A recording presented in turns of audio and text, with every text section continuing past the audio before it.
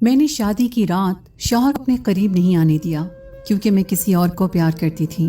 میں نے شوہر کو بتا دیا، وہ پینڈو سا تھا۔ میری بات سن کر اس کے ہوش اڑ گئے اور وہ کچھ نہ بولا اور جائے نماز بچھا کر زاروں کے تار رونے لگا۔ مجھے اس پر ذرا بھی ترس نہ آیا اور میں سو گئی۔ ایک دن اس نے میرے ہاتھ میں کچھ کاغذات تھما دیے اور کہا، اس کو صبح کھولنا۔ صبح جب اٹھی تو وہ کاغذات دیکھی تو میری جان نکل گئی، میری چیخیں نکل گئیں، کیونکہ اس میں اپنی شادی ہوتے ہی میں گاؤں میں 10 گھنٹے بس کا سفر کر کے پہنچی تھی۔ دلہن بنے رخصت ہوتے ہی مجھے بس کا سفر کرنا پڑا۔ پورا سفر میں نے خاموشی سے کیا تھا۔ گاؤں میں اپنے سسرالی گھر پہنچ کر مجھے میرے کمرے میں بٹھا دیا گیا۔ میں ایک پڑھی لکھی BA پاس لڑکی تھی اور میرے والدین نے میری مرضی کے خلاف میری شادی ایک گاؤں کے کسان سے کر دی۔ میں اپنی قسمت پر پھوٹ پھوٹ کر نہ روتی تو اور کیا کرتی۔ میرے دل میں کوئی امنگ نہیں تھی، بس افسوس تھا، تکلیف تھی، آنسو تھے، غم تھا۔ جب میرا شوہر غلام محمد میرے کمرے میں آیا تو میرے چہرے پر حد درجہ ناگواری سی چھا گئی تھی۔ میں نے اس پر ایک اچٹتی نظر ڈال کر ہٹا دی۔ سفید شلوار قمیض پہنے، اس پر بڑی بڑی مونچھیں، بالکل پینڈو سا لگ رہا تھا۔ مسکرانے سے اس کی بتیسی پوری نظر آ رہی تھی۔ میرے پاس آ کر بیٹھ گیا۔ کچھ دیر مجھے بڑی محویت سے دیکھنے لگا۔ مجھے اس کا یوں دیکھنا بھی برا سا لگ رہا تھا۔ وہ مجھے ایک آنکھ نہیں بھا رہا تھا۔ مجھ سے کہنے لگا، میں بہت خوش نصیب ہوں جو مجھے تم جیسی پیاری اور پڑھی لکھی بیوی ملی ہے۔ میں نے اس کی بات سن کر ایک تیکھی نظر اس پر ڈالی اور کہا، اور میں بہت بدقسمت ہوں جو مجھے ایک جاہل، گوار اور پینڈو شوہر ملا ہے۔ میری بات سن کر اس کے چہرے کی رنگت بدل گئی تھی۔ کچھ وہ تھا بھی ذرا سا سانولا، اس کے آگے کی 2 دانت بھی ذرا سے باہر کو دکھائی دیتے تھے۔ وہ شاید مجھ سے اس قسم کی کھری بات کی توقع نہیں رکھتا تھا۔ میرے اندر تو پہلے سے زہر سا بھرا ہوا تھا۔ میرے ماں باپ نے میرے لاکھ منع کرنے پر بھی میرے خالہ زاد سے میری شادی کر دی جو گاؤں میں کسان تھا۔ والدین کا کہنا تھا کہ لڑکا شریف اور نیک ہے، کماتا بھی اچھا ہے، تم خوش رہو گی۔ لیکن کیا خوشی کا دار و مدار اچھے، نیک اور کماؤ تک ہوتا ہے؟ کیا میری دل کی خوشی کوئی اہمیت نہیں رکھتی تھی؟ میرے اندر منفی سوچوں کا یلغار سا بھرا پڑا تھا۔ ایسی جلن تھی میرے اندر کہ میرا لہجہ، میرے لفظ میرے اختیار میں نہیں تھے۔ میرا جی چاہ رہا تھا غلام محمد پر اپنے اندر کی ساری بھڑاس نکال دوں۔ میری بات سن کر وہ مجھے حیرت سے تکیے جا رہا تھا، پھر کہنے لگا، کیا بات ہے زارا، کیا خالہ نے تمہیں شادی کی چیزیں مرضی سے نہیں لینے دی؟ اسے لگا کہ جیسے بچپن میں میری والدہ مجھے میری پسند سے چیزیں لینے کے بجائے مجھ پر اپنی پسند مسلط کرتی تھیں اور میں بعد میں اپنا غبار سب کے ساتھ نکالتی تھی۔ اب بھی ایسا ہی کچھ ہوا ہے۔ میں نے سخت تیور اپنا لیے۔ اگر چیزوں کی ہوتی تو میں برداشت کر لیتی۔ پہلے جا کر آئینے میں اپنی شکل دیکھو۔ کیا تم اس قابل ہو کہ میں تمہارے ساتھ زندگی گزار سکوں؟ نہ تمہارے پاس اچھی شکل و صورت ہے، نہ ہی اعلیٰ تعلیم۔ میرے گھر والوں نے میری زندگی برباد کر دی ہے۔ اب بات میرے ضبط سے باہر کی تھی۔ میں رونے لگی۔ وہ چپ سا ہو گیا، اس کا چہرہ بجھ سا گیا تھا۔ میں نے روتے ہوئے کہا کہ میں کسی اور سے محبت کرتی ہوں، میں تمہارے ساتھ نہیں رہ سکتی۔ میری یہ بات سن کر وہ تعجب سے میرے پاس سے اٹھ کر کھڑا ہو گیا۔ کہنے لگا، زارا یہ کیا کہہ رہی ہو؟ ہوش میں تو ہو؟ میں نے کہا، اس میں حیران ہونے والی کیا بات ہے؟ جس سے میں محبت کرتی ہوں وہ تم سے 1000 درجے اچھا ہے، خوبصورت ہے، پڑھا لکھا ہے۔ یہ سن کر وہ نم آنکھیں لیے واش روم میں چلا گیا۔ اور یہ سچ تھا، میں ایک لڑکے کی محبت میں مبتلا تھی جس سے میری دوستی کالج آتے جاتے بس سٹاپ پر ہوئی تھی۔ وہ یونیورسٹی میں پڑھتا تھا۔ وہیں سے پہلے ہماری نظروں کا تبادلہ ہوا، اس کے بعد فون نمبر دیا۔ باقی کی محبت فون پر پروان چڑھی تھی۔ میں اب بھی اپنی قسمت کو رو رہی تھی۔ جب غلام محمد واش روم سے باہر آیا، آنکھیں متورم سی تھیں، چہرہ پانی سے گیلا تھا، شاید رو کر باہر آیا تھا۔ اس نے مجھ سے نظریں ہٹا لی اور سامنے رکھے جائے نماز کو بچھا کر نماز پڑھنے لگا۔ نوافل کے بعد پھوٹ پھوٹ کر رونے لگا۔ میں اپنے کپڑے تبدیل کرنے واش روم چلی گئی۔ جب میں سادہ لباس میں باہر آئی تو وہ زمین پر چادر بچھائے تکیا رکھے لیٹ چکا تھا۔ میں نے بھی شکر کیا تھا۔ میں بیڈ پر لیٹ کر سو گئی۔ بہت سے دن گزر گئے، نہ میں نے غلام علی سے کوئی بات کی تھی، نہ ہی اس نے مجھ سے۔ وہ صبح ہوتے ہی کھیتوں میں چلا جاتا، شام کو تھک ہار کر پہنچتا۔ اس کے مٹی اور کھاد سے گندے کپڑے اور چہرے پر بہتے پسینے کو دیکھ کر میرا جی اوبنے لگتا۔ میں اسے بڑی حقارت سے دیکھ کر منہ پھیر لیتی۔ میرے چہرے کی ناگواری بھانپ کر وہ کمرے میں چلا جاتا، نہا دھو کر واپس آتا۔ میری مجبوری تھی کہ سب کے سامنے مجھے اس کے ساتھ کھانا کھانا پڑتا تھا۔ ہمارے سسرال میں یہ رواج تھا کہ میاں بیوی ایک پلیٹ میں کھانا کھائیں۔ غلام محمد کے ساتھ ایک پلیٹ میں کھانا کھانا بھی مجھے ایک بڑی آزمائش لگتا تھا۔ चंद दिन तो मैं आधी रोटी खाकर ही उठ जाती। गुलाम मोहम्मद शायद मेरी नागवारी समझ गया था। मैं पेट भरकर खाना खा सकूं, इसलिए वो आधी रोटी खाकर उठ जाता। मुझे इससे कोई गर्ज नहीं थी कि वो सुबह का गया शाम को लौटता है, भूखा प्यासा गर्मी में अपना खून पसीना एक करके वापस लौटता है, और रोटी भी उसे पेट की नसीब नहीं होती। मुझे तो बस अपनी अधूरी रह जाने वाली ख्वाहिशात पर हर वक्त कलक रहने लगा था। मुझे बार बार अजहर का ख्याल आने लगा। मेरे पास जो फोन था वो भी मेरी वालिदा ने वापस ले लिया था, और यहाँ बहू बेटियों को फोन रखने का रिवाज नहीं था। जब मुझसे रहा नहीं गया तो मैं सारे लिहाज तर्क करके गुलाम मोहम्मद से मैंने कहा कि वो मुझे अपना फोन दे, मुझे अजहर से बात करनी है। मेरी बात सुनकर वो मुझे ताज्जुब से देखने लगा, लेकिन मेरी बेशर्मी उरूज पर थी। मैंने उसके हाथ से फोन छीनकर अजहर का नंबर मिलाया और बातचीत शुरू कर दी। अजहर भी मेरी वजह से बेहद परेशान था। मैंने उसे रो रो कर खुद पर होने वाली ज्यादती का जिक्र किया जो मेरे वालिदैन ने मुझ पर की थी। गुलाम मोहम्मद की मौजूदगी का भी मुझे कोई पास न था। वो खामोशी से चादर जमीन पर बिछाए लेट गया। मैं काफी देर अजहर से बात करती रही। फिर तो मैंने तमाशा ही पकड़ लिया। रोज मैं गुलाम मोहम्मद से फोन लेती और अजहर से बातें करती। अजहर मुझे अब भी अपनाने को तैयार था। एक बार फोन के सिग्नल बार बार ड्रॉप हो रहे थे। गुलाम मोहम्मद सो चुका था। मैं कमरे से निकलकर सहन में आ गई ताकि मैं अजहर से बात कर सकूं। सहन में हमारे घर कोई नहीं सोता था, सब अपने कमरे में ही थे। मैं सहन में खड़ी होकर अजहर से बात करने लगी, लेकिन यकदम मुझसे किसी ने फोन छीन लिया। मैंने बरजस्ता देखा तो मेरा देवर मुझे गुस्से से देख रहा था। कहने लगा, बेशरम औरत, तुमने क्या गैरत बेच खाई है? शौहर के होते हुए यार पाल रखे हैं। न जाने वो कब से मेरी बातें सुन रहा था।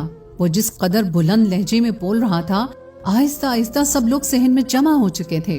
गुलाम मोहम्मद भी आंखें मलता हुआ सहन में आ गया। क्या बात है, तुमने क्या शोर मचा रखा है? गुलाम मोहम्मद ने मेरे देवर को सख्त लहजे में कहा। मेरे देवर ने सबके सामने मेरी पोल खोल दी। सभी मुझे देखकर हैरान थे। मुझे लगा अब तो मुझे घर से निकाल ही देंगे। अच्छा है, मैं वापस अपने घर लौट जाऊंगी और फिर अजहर से शादी कर लूंगी। लेकिन गुलाम मोहम्मद ने सबके सामने मेरे देवर को झूठा कर दिया। कहने लगा, मुझे अपनी बीवी के किरदार पर भरोसा है। वो अपनी किसी सहेली से बात करती है और मेरी इजाजत से करती है। खबरदार जो किसी ने मेरी बीवी पर शक किया या उसके पाकीज़ा किरदार पर उंगली भी उठाई तो। चंद जुमलों में ही सबको वो समझा चुका था। बात वहीं खत्म हो गई, लेकिन मुझे इस पर और भी गुस्सा आने लगा। मैं कमरे में आकर उससे झगड़ने लगी। मैंने कहा, तुम होते कौन हो मेरे बारे में ये कहने वाले? अच्छा खासा मेरा रास्ता साफ हो रहा था। तुम अपने भाई की बात पर एतबार करके मुझ पर इल्जाम लगाकर मुझे निकाल सकते थे। तुम जानते हो कि मैं किससे बात करती हूँ। मैं यहाँ से वापस चली जाती। मेरे माँ बाप को मजबूरन मेरी शादी अजहर से करवानी पड़ती, लेकिन तुम्हारी इन बातों ने मेरी राहें बंद कर दी। तुम मेरा पीछा छोड़ क्यों नहीं देते? मेरी बात उसने खामोशी से सुनी। मैं गुस्से से उसे कह रही थी। वो कहने लगा कि अगर तुम मेरे साथ नहीं रहना चाहती तब भी मैं तुम्हारे किरदार पर गलत बात बर्दाश्त नहीं कर सकता। तुम्हारी और तुम्हारे माँ बाप की इज्जत मेरी इज्जत है। मैं सारे इल्जाम खुद पर लेकर तुम्हें छोड़ दूंगा ताकि तुम पर कोई उंगली न उठा सके। 2-3 दिन में तुम्हें खुद शहर लेकर जाऊंगा। अगर वो लड़का तुम्हें इज्जत से अपनाने को तैयार है, मैं खुद पर इल्जाम लेकर तुम्हें खाला के घर छोड़ दूंगा और बाद में तलाक भी भिजवा दूंगा। गुलाम मोहम्मद की बात सुनकर पहली बार मैं लाजवाब हुई थी। वो कम तालीम याफ्ता था, अनपढ़ था, बिल्कुल अंगूठा छाप था, लेकिन इज्जत गैरत का मतलब अच्छी तरह से जानता था। न जाने क्यों मेरे दिल में उसके लिए जज्बात कुछ बदलने लगे थे, लेकिन मैंने अपने आप को झटका और अजहर को सारी बात बता दी। वो तो सुनकर खुश हो गया। कहने लगा, तुम शहर में आ जाओ और अपने कजन से तलाक ले लो। हम पहले कोर्ट मैरिज करेंगे, तुम मेरे पास ही रहना। बाद में तुम्हारे माँ बाप हमें अपनाने के लिए मजबूर हो जाएंगे। मैंने हामी भर ली। चंद दिन बाद ही मैं गुलाम मोहम्मद के साथ चली गई। अजहर के बताए हुए पते पर पहुंचकर मैंने गुलाम मोहम्मद से कहा कि अब तुम जाओ, मुझे तलाक भी दे दो। उसके बाद तुम्हारा मुझसे कोई वास्ता नहीं। मैं अजहर से निकाह कर लूंगी। वो कहने लगा, मैं तुम्हारे लिए तलाक के गलीज लफ्जों को मुंह पर नहीं बोल सकता। मेरा ज़मीर इस बात की इजाजत नहीं देता। हाँ, मैं कागजी कार्रवाई कर दूंगा। कल तक इसी पते में तुम्हें तलाक भी दूंगा। ये कहकर वो चला गया। मैंने दरवाजा खटखटाया। दरवाजा अजहर ने ही खोला था। मुझे देखकर मुस्कुराने लगा। मैं घर दाखिल हो गई, लेकिन घर में उसके घर वाले नजर नहीं आ रहे थे। हालांकि वो मुझसे कह रहा था वो मेरे बारे में सब कुछ अपने घर वालों को बता चुका है। मैंने खाली सहन देखकर पूछा कि तुम्हारे घर वाले कहाँ हैं? कहने लगा, अंदर आओ, बताता हूँ। मैं उसकी हमराही में ही अंदर कमरे तक गई। कमरे में 2 मर्द और मौजूद थे। मुझे देखकर कमीनगी सी हंसी हंसने लगे। उनमें से एक ने कहा, माल तो अच्छा है, اس کی قیمت میں تمہیں 3 لاکھ دوں گا۔ یہ سن کر تو میرے ہوش اڑ گئے۔ اظہر میری سودے بازی کر رہا تھا۔ میں تو چکر کھا کر رہ گئی۔ اس سے پہلے کہ وہ مجھے کمرے کے اندر دھکیل کر کمرہ بند کرتا، میں نے بر وقت اپنا دماغ چلایا اور اظہر کو دھکا دے کر بھاگ کر مین گیٹ سے باہر نکل گئی۔ وہ تینوں میرا پیچھا کرنے لگے۔ غلام محمد ابھی اتنی دور نہیں گیا تھا۔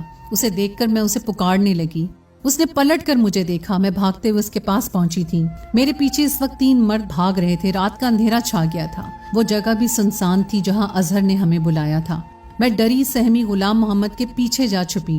وہ تینوں مرد ہم تک پہنچ گئے تھے۔ غلام محمد سے کہنے لگے، اس لڑکی کو ہمارے حوالے کر دو ورنہ تمہیں جان سے مار دیں گے۔ اس نے جواب دینے کے بجائے انہیں مارنا شروع کر دیا۔ بدلے میں وہ لوگ بھی غلام محمد کو مارنے لگے۔ ایک شور سا مچ گیا۔ کچھ دیر میں لوگوں کا ہجوم سا لگ گیا۔ خدا کی کرنی یہ ہوئی کہ وہاں سے پولیس موبائل گزر رہی تھی۔ پولیس کو دیکھ کر وہ لوگ بھاگنے کی کوشش کرنے لگے لیکن پکڑے جا چکے تھے۔ پولیس کب سے ان کی تلاش میں تھی۔ وہ لوگ لڑکیوں کو اپنی محبت کے جال میں پھنسا کر آگے بیچ دیتے تھے۔ اللہ نے مجھے بچا لیا تھا۔ غلام محمد کے ہونٹوں کے پاس زخم ہو چکا تھا۔ پہلی بار مجھے اس کے زخم کو دیکھ کر دکھ ہوا تھا۔ وہ مجھے خاموشی سے بس اسٹاپ تک لے گیا۔ میں اس کے سامنے نظریں اٹھانے کے قابل نہیں رہی تھی۔ وہ ان پڑھ ہو کر بھی باز ظرف نکلا تھا۔ مجھے اپنا آپ اس کے سامنے چھوٹا سا لگنے لگا۔ وہ مجھ سے پوچھنے لگا کہ زارا کہاں جانا چاہتی ہو؟ اپنے والدین کے پاس؟ میں نے کہا مجھے آپ کے ساتھ جانا ہے۔ میری بات سن کر اس نے مجھے بڑی حیرت سے دیکھا تھا۔ میں اس کے ظرف کے سامنے ریزہ ریزہ سی ہو کر رہ گئی تھی۔ میرے ماں باپ نے میرے لیے ہیرا چنا تھا، بس میں ہی اپنی کم عقلی سے کانچ کی چمک دیکھ کر اپنے ہاتھ زخمی کرنے چلی تھی، لیکن بر وقت بچ گئی۔ غلام محمد نے مجھ سے دوسرا کوئی سوال نہیں پوچھا اور مجھے گاؤں لے گیا۔ میں نے غلام محمد کا زخم دیکھ کر فکر مندی سے پوچھا کہ غلام محمد تمہیں ہوا کیا ہے؟ وہ کہنے لگا بس سے اترتے ہوئے گر گیا تھا، اس لیے چوٹ لگ گئی۔ میں اپنے اندر بہت شرمندہ سی ہو کر رہ گئی تھی۔ میں نے اپنے شوہر کا بظاہر دیکھ کر اسے کیا کچھ نہیں سنایا تھا، لیکن اس نے میرے ساتھ اب تک بھلائی ہی کی تھی۔ 2 دن تو میں اسے نظر نہیں ملا پائی، اپنے اندر خود کو لعنت ملامت کرتی رہی۔ وہ اب بھی آدھی روٹی کھا کر میرے پاس سے اٹھنے لگا تو میں نے اسے روک لیا۔ میں نے کہا آپ کھانا ٹھیک سے کیوں نہیں کھاتے؟ روز آدھی روٹی کھا کر اٹھ جاتے ہو۔ میری بات پر غلام محمد نے مجھے حیرت سے دیکھا تھا، پھر اٹھ کر نہیں گیا، چپ چاپ کھانا کھانے لگا۔ اب میں خیال رکھنے لگی تھی، اندر سے تو میں ٹوٹ چکی تھی، اس لیے اپنے شوہر کے سامنے جھک کر اپنی غلطی کا اعتراف کرنا مجھے مشکل لگ رہا تھا۔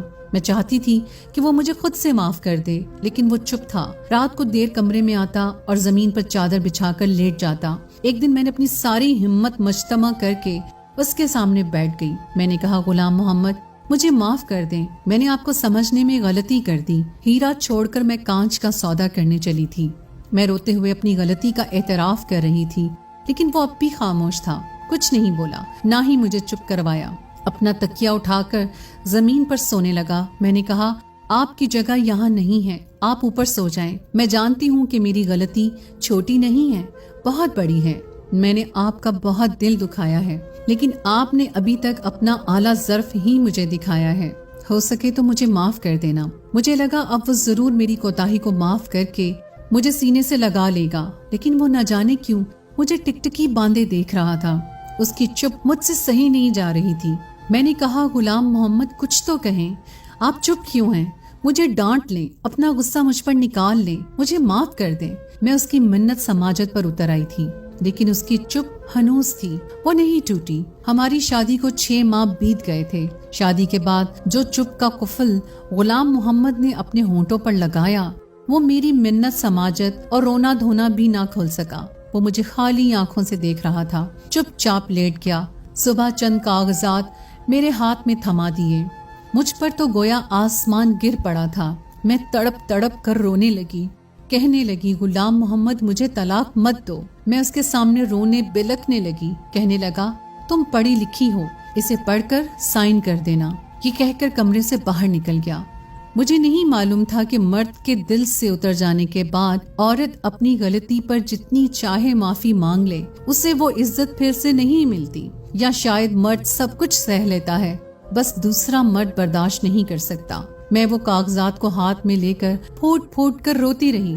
میری اتنی ہمت نہ ہوئی وہ کاغذ پڑھوں۔ میں نے سوچ لیا تھا کہ رات کو غلام محمد کے پاؤں پڑھ کر معافی مانگ لوں گی، لیکن طلاق نہیں لوں گی۔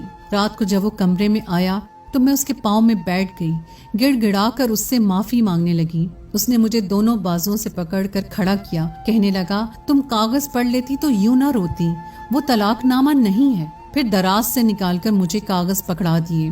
मैंने आंसू पोंछकर जब कागज देखे तो वो जमीन के कागजात थे जहाँ वो हल चलाता था। अपने हिस्से की सारी जमीन वो मेरे नाम कर रहा था। मैंने हैरत भरी नजरों से देखा कि वो अपना सब कुछ मुझे क्यों सौंप रहा है। मैंने कहा, गुलाम मोहम्मद ये सब मेरे नाम क्यों कर रहे हैं? कहने लगा, इसलिए कि तुम मेरी बीवी हो। मैं कल शहर जा रहा हूँ, कुछ दिन के बाद लौटूंगा। गुलाम मोहम्मद ने मेरे लाख मना करने पर मुझे साइन करवा लिए। अगले रोज वो शहर चला गया। 4 दिन मैंने बड़ी बेसब्री से उसका इंतजार किया था। वो वापस तो आया, लेकिन घर में कोहराम समझ गया था। शहर से गुलाम मोहम्मद की मैयत गांव आई थी। मेरी तो दुनिया ही उजड़ गई थी। उसका एक शहरी दोस्त उसकी मैयत लेकर आया था। उसी ने बताया कि पिछले 2 माह पहले ही गुलाम मोहम्मद को मालूम हुआ कि उसे कैंसर है, वो ज्यादा दिन नहीं बच सकेगा।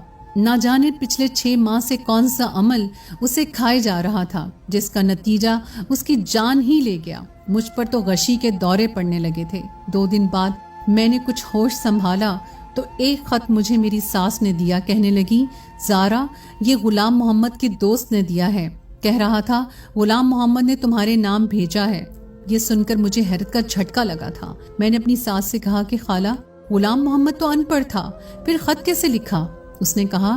उस पर खाला ने मुझे ताज्जुब से देखा और कहा, तुम्हें किसने कहा कि गुलाम मोहम्मद अनपढ़ था? उसने 10 जमातें गांव के स्कूल से पास की थी और 14 जमातें प्राइवेट पढ़ी थी। साथ ही साथ अपने बाप का बाजू भी बना रहा। मैं तो सुनकर दंग रह गई थी।